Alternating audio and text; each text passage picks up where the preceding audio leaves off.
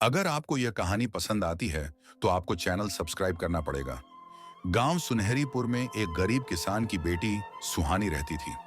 वह खूबसूरत और समझदार थी, लेकिन उसके जीवन में एक अजीब मोड़ तब आया जब गांव के बड़े बुजुर्गों ने यह ऐलान किया कि उसकी शादी बंदर से करवाई जाएगी। सुहानी के पिता रामलाल पर बहुत संकट था। उनकी फसल कई सालों से खराब हो रही थी और लोग कहने लगे कि यह किसी प्राचीन श्राप का असर है। गांव के पुजारी ने कहा, अगर गांव में सुख शांति चाहिए तो सुहानी को बंदर से शादी करनी होगी।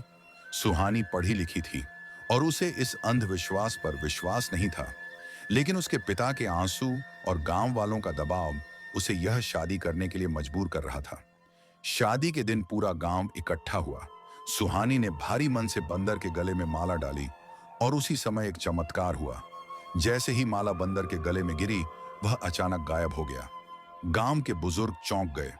तभी वहां एक साधु प्रकट हुआ और बताया, यह कोई साधारण बंदर नहीं था, बल्कि एक देवता का दूत था जो इस गांव के अंधविश्वास को दूर करने आया था। अब इस गांव पर कोई श्राप नहीं रहेगा। इस घटना के बाद गांव वालों ने अपने पुराने अंधविश्वास छोड़ दिए। सुहानी को उसकी पसंद का जीवन साथी चुनने की आजादी मिली और उसके पिता के खेतों में भी फिर से फसल लहलहाने लगी। यह कहानी साबित करती है कि अंधविश्वास के पीछे भागने के बजाय हमें सच को समझने और अपने भविष्य को खुद तय करने की हिम्मत रखनी चाहिए। अगर आपको यह कहानी पसंद आई हो तो चैनल को सब्सक्राइब करें